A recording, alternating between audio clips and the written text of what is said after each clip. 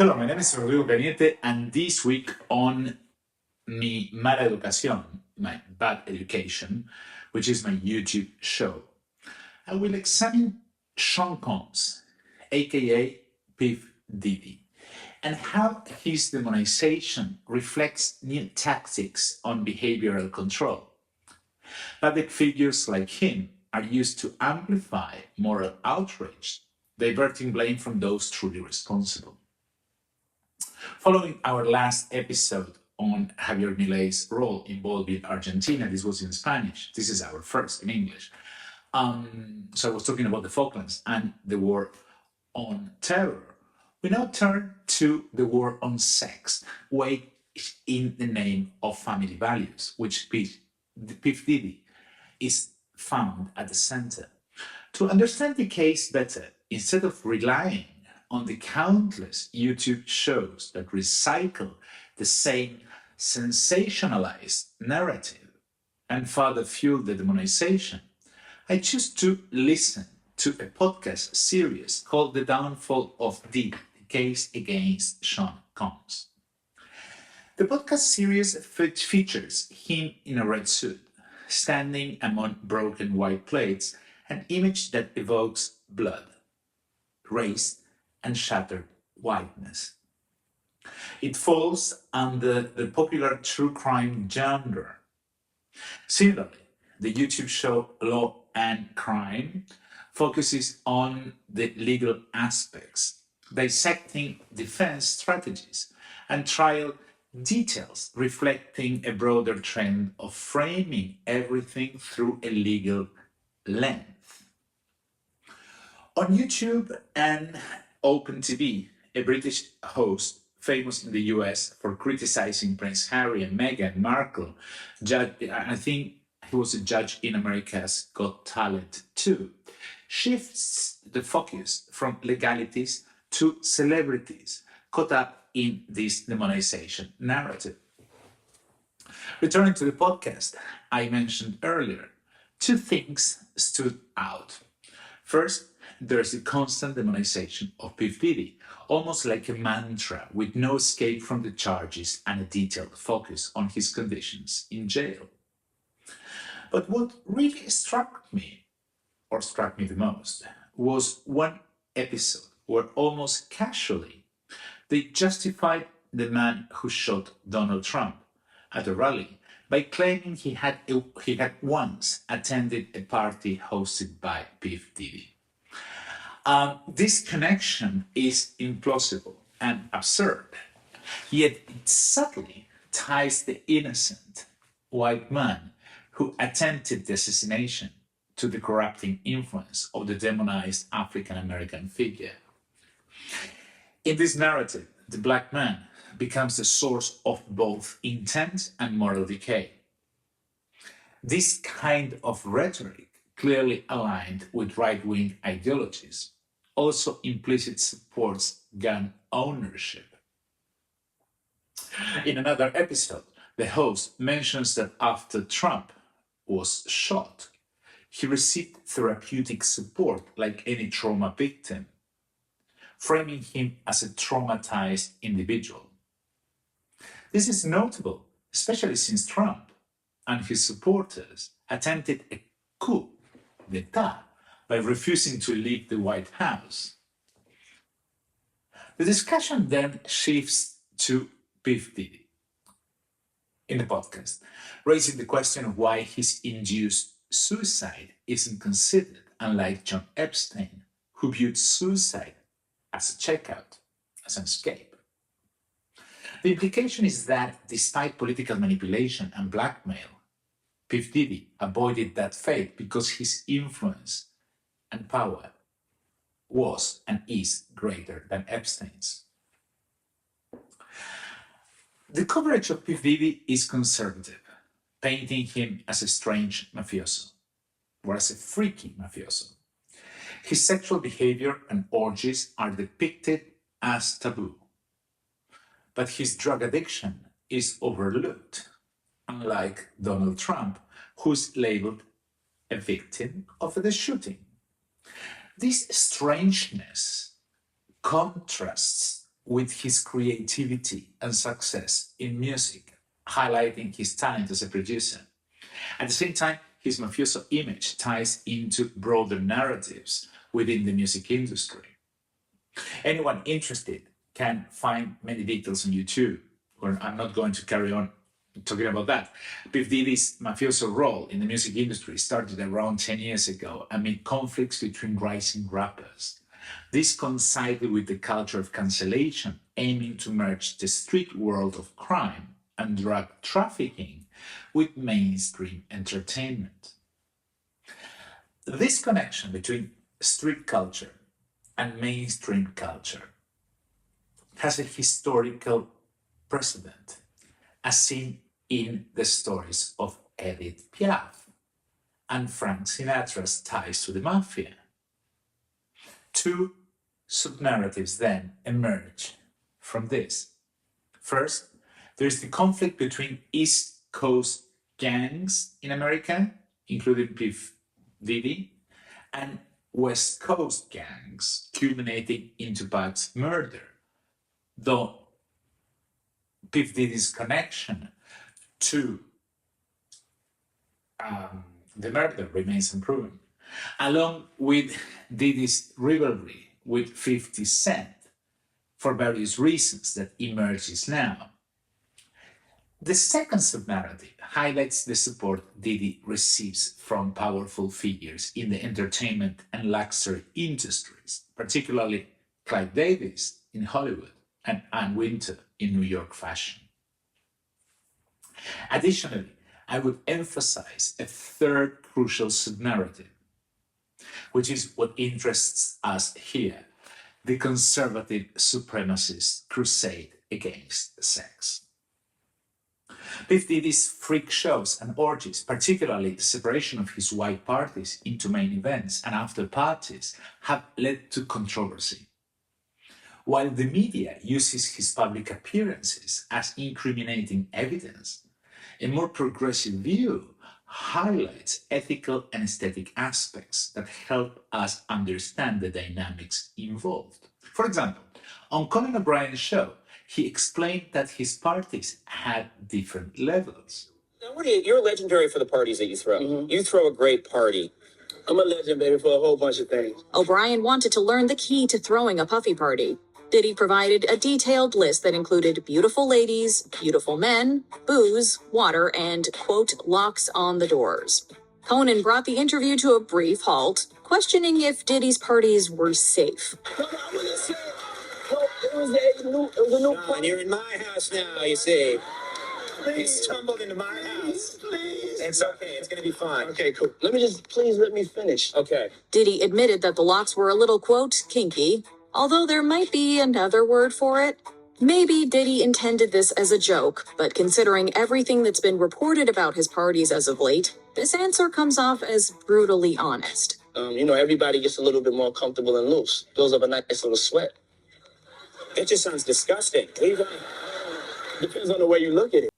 In the second level, he turns off the air conditioning to encourage guests to undress and drink more, even mentioning locks on doors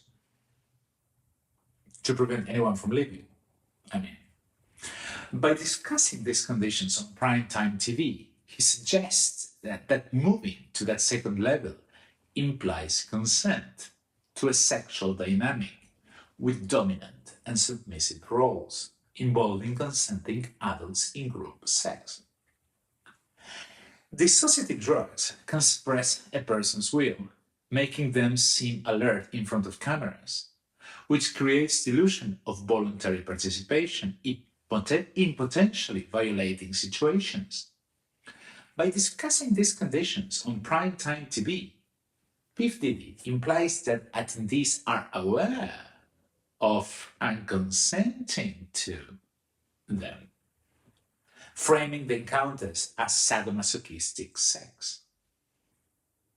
Connecting Tupac's murder, 50 Cent's renewed rivalry, and the support from the establishment and Wintour at the Met Gala highlights a troubling dynamic.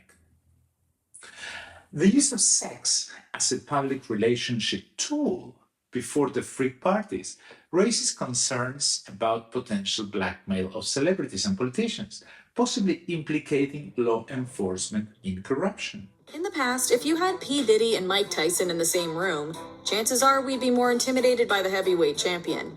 Now we'd be more concerned for Tyson's well-being.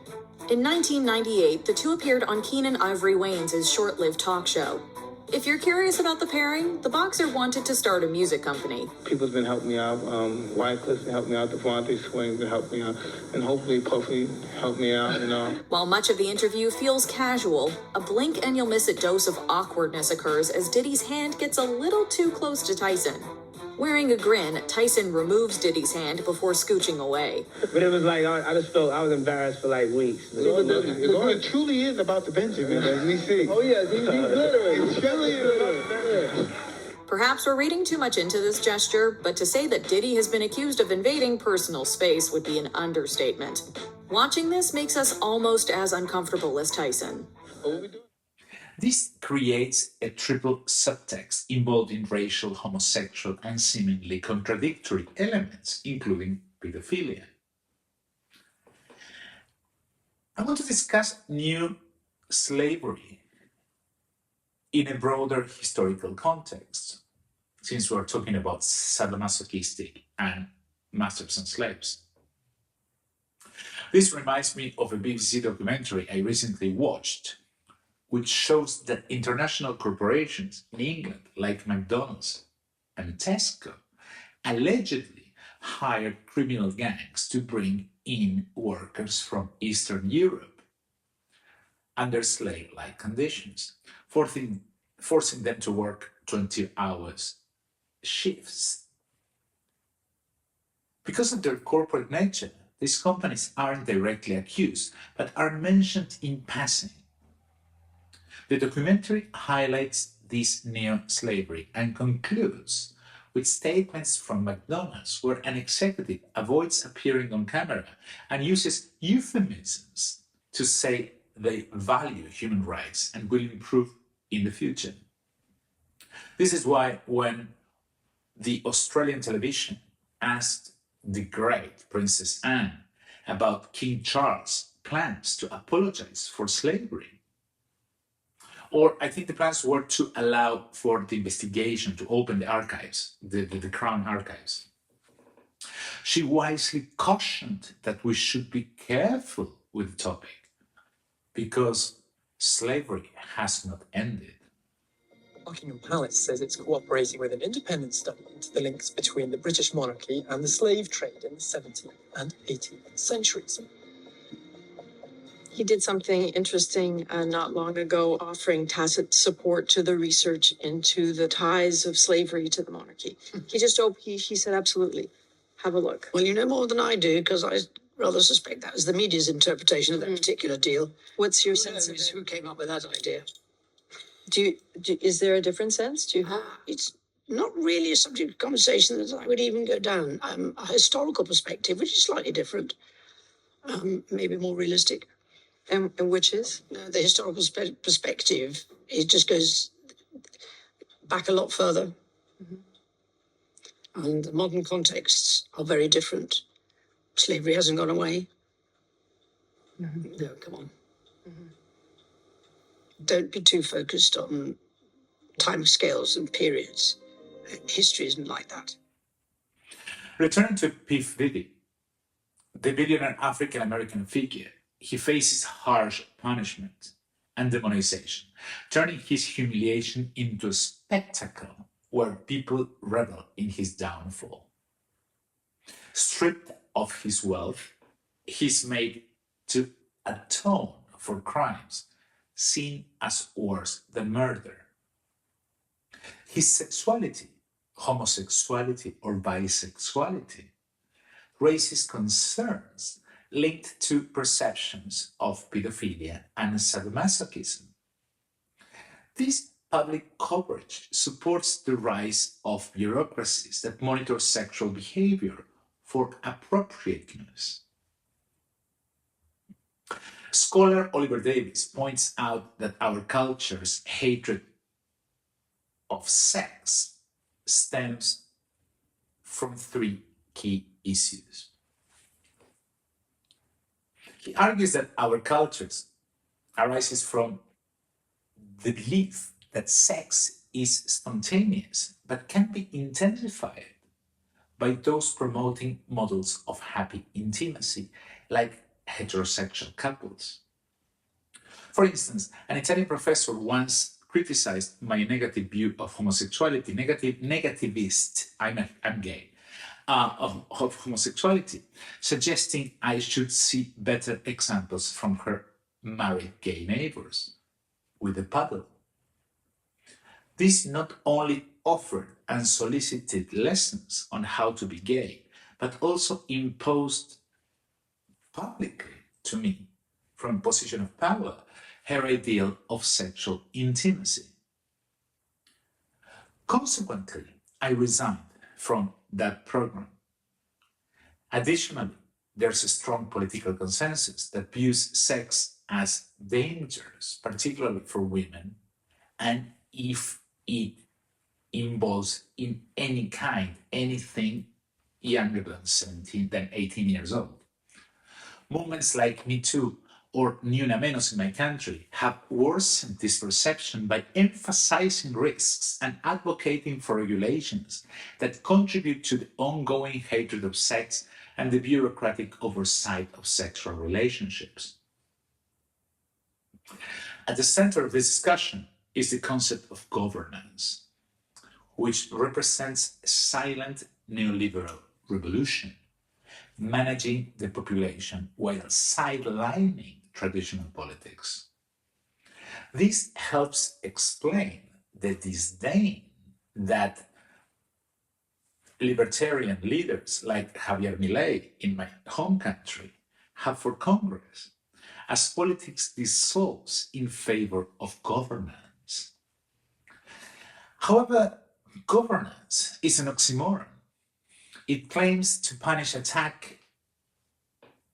on homosexuality and hate speech. Yet in my home country, the Minister of Justice has just declared that the only acceptable way of life is one that allows for biological perpetuation. In contrast, in the United States and England, governance has been linked to a rise in sex offender registration, which traces back to the financial crisis of 2008. Interestingly, this marks the beginning of a war against sexuality, all in the name of sexual liberation.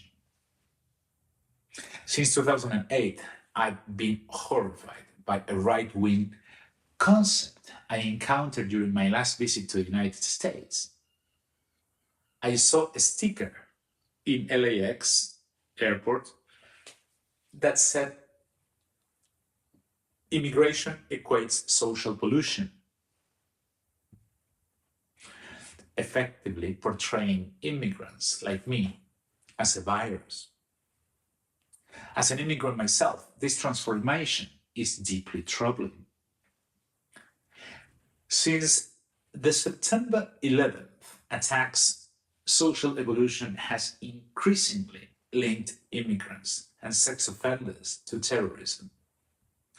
This shift indicates that since the early 2000s, politics has moved towards depoliticization, with governance emerging as a justification for a moralizing bureaucracy that seeks to demonize three perceived threats: immigrants, sex offenders, and terrorists. The problem often stems from white center-left or progressive agendas. Following the Me Too movement, this issue has reached a global scale, contributing to our current situation. The aforementioned Oliver Davies traced the emergence of victimology to 1977, when child sexual abuse became a prominent issue. By 1988, this word is difficult for me to pronounce in English, the judicialization of incest and sexual exploitation increased alongside the growth of therapy as an industry, leading to a polarized mindset of predators versus victims. Recently, I spoke with a 17-year-old friend in Crete whose worldview was shaped by TikTok, reflecting this rigid dichotomy. This victimology asserts that if a woman feels violated, it is indeed a violation. After my cancellation, political cancellation in Argentina, politically motivated cancellation in Argentina, after I received a very important award, I received a threat from my former supervisor in England, warning that even academic supervisor, that even if unintentional comments had been made, I was prone to expulsion. In this new normal, that's unconstitutional. In this new normal, people that are sexually active may be viewed with suspicion. P.Diddy, as a bisexual man, is linked to pedophilia, while parents of young people left their children in his care and are rarely questioned. The video of P.Diddy gifting a Lamborghini to Justin Bieber highlights the superficial elements of the American dream. As a perceived monster or blackmailer, the question, P.Diddy, the question arises about who truly holds power behind him. Individuals like Clive Davis and Anna Wintour are, or might be, in the front row, influencing the narrative. For artists, the pressure to maintain a career often forces them to navigate their involvement in industry activities carefully, avoiding the rigid identity of a victim. Much like the plot of The Devil Wears Prada, the film, when she decides to leave, P.Diddy's struggles with addiction link him to sexual compulsion, creating an aesthetic that reflects the new slavery of the corporate environment. He transforms the dynamics of masters and slaves into a conflict of mobster behavior versus consensual and non-consensual acts, for which the non-consensuals he will have to pay. If we apply the logic of traumatology, as discussed in that earlier podcast, Diddy's skin color may place him within a transgenerational trauma framework, potentially mirroring behaviors of his ancestors who were enslaved. It's particularly intolerable that an African American is implicated in such atrocities when these acts were initially committed by white individuals who now express outrage. Thank you for joining me, and please subscribe to this program, to this TV show, YouTube show. I'll see you next week in English. This is my first episode in this language.